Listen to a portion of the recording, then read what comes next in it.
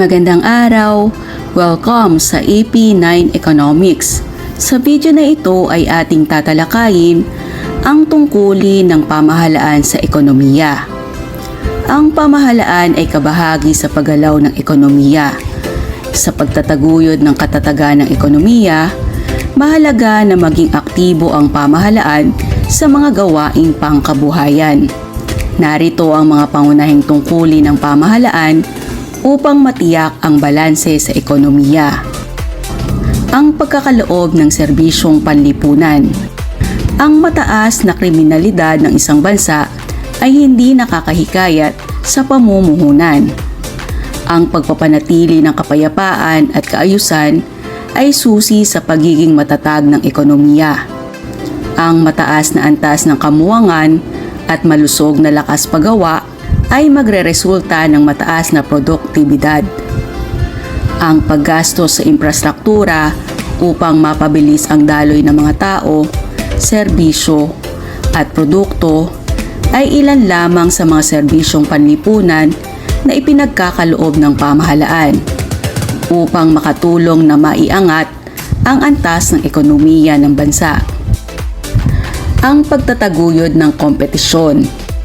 Tungkulin ng pamahalaan na mapangalagaan ang karapatan at kapakanan ng mga mamimili.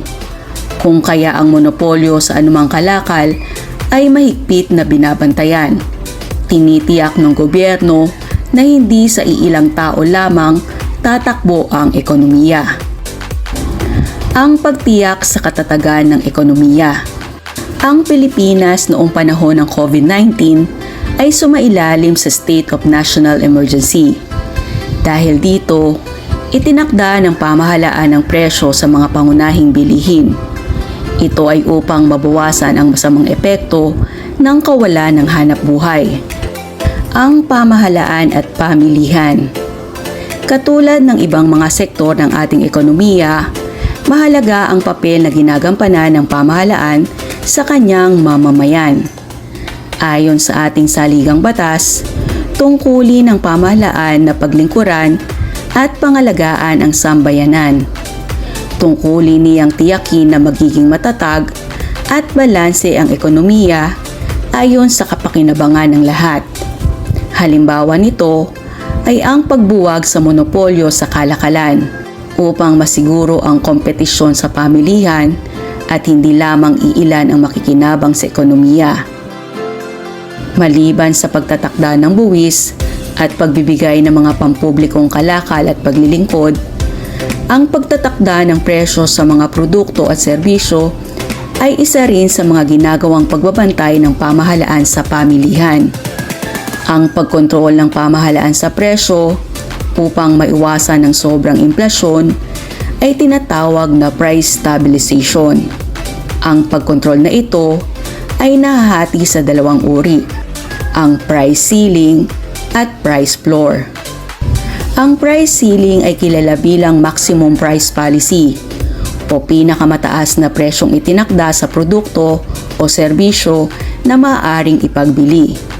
Ang pagmamarka sa produkto ng suggested retail price ay ipinatutupad sa mga pangunahing pangangailangan ng tao gaya ng bigas.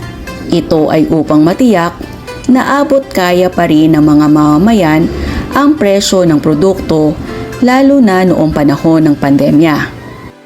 Ang pamahalaan ay mahigpit na nagpapatupad ng price freeze o pagbabawal sa pagtataas ng presyo sa pamilihan upang mapigilan ang pananamantala ng mga negosyante sa labis na pagpapataw ng mataas na presyo ng kanilang mga produkto. Itinatakda ito kapag ang equilibrium price ay masyadong mataas sa pananaw ng mga consumer. Ang price ceiling ay itinatakda na mas mababa sa equilibrium price. Labag sa anti-profiteering law ang labis na pagpapataw ng mataas na presyo. Ito ay ipinatutupad ng pamahalaan sa pangunguna ng Department of Trade and Industry o DTI bilang pangunahing ahensya na may tungkulin dito. Ang Metro Manila ay sentro ng kalakalan at komersyo ng bansa. Ngunit dahil sa lockdown bunsod ng pandemya, Marami sa mga produktong agrikultural mula sa iba't ibang mga probinsya ay hindi nakapasok dito. Dahil dito, nagkaroon ng kalabisan sa supply ng mga produktong agrikultural sa mga probinsyang ito. Ang kalabisang ito ay maaari magdulot ng pagkalugi ng mga producer. Kaya naman, ang pamahalaan ay magtatakda ng price floor upang maiwasan ang labis na pagkalugi ng mga producer. Ang price floor ay kilala bilang price support at minimum price policy na tumutukoy sa pinakamababang presyo na itinakda ng batas sa mga produkto o serbisyo. Itinatakda ito ng mas mataas na equilibrium price. Katulad ng price ceiling, isinasagawa ito upang matulungan ang mga producer. Kabilang sa sistemang ito, ang pagkakaloob ng price support sa sektor ng agrikultura at batas naman na nauukol sa pagtatakda ng minimum wage. Halimbawa, kung masyadong magiging mababa ang equilibrium price ng mga produktong palay sa pamilihan, ang mga magsasaka ay maaaring mawala ng interes na magtanim dahil maliit naman ang kanilang kikitain mula rito. Kung magaganap ang sitwasyong ito, magdudulot ito ng kakulangan sa supply. Hindi makakabuti sa ekonomiya ang kalagayang ito. Kung kaya ang pamahalaan ay magtatakda ng price support o price floor o ang pinakamababang presyo kung saan maaring bilhin ang kanilang ani. Sa kabilang dako, ipinatutupad ng pamahalaan ng minimum wage law o batas sa pinakamababang sweldo sa sektor ng paggawa upang makaiwas sa mga manggagawa na makatanggap ng mababang sweldo. Ang patakarang ito ay naaayon sa Republic Act 602 o Minimum Wage Law of the Philippines na nag-uutos sa mga employer na bigyan ng hindi bababa sa minimum wage ang isang manggagawa. Sa pangkalahatan, hindi maitatangging mahalagang institusyon ang pamahalaan sa pagsasaayos ng pamilihan at kabuuan ng ekonomiya. Ayon kay John Maynard Keynes, ang ekonomiya ng isang bansa ay hindi maiiwasang patakbuhin sa ilalim ng mixed economy. May partisipasyon ang pribadong sektor o ang mga producer sa pagpapatakbo ng ekonomiya.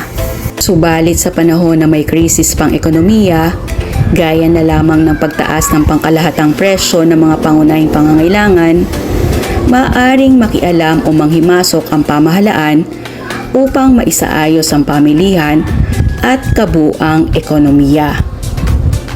Maraming salamat sa inyong pakikinig. Hangad ko na marami kayong natutuhan mula sa paksang ating tinalakay.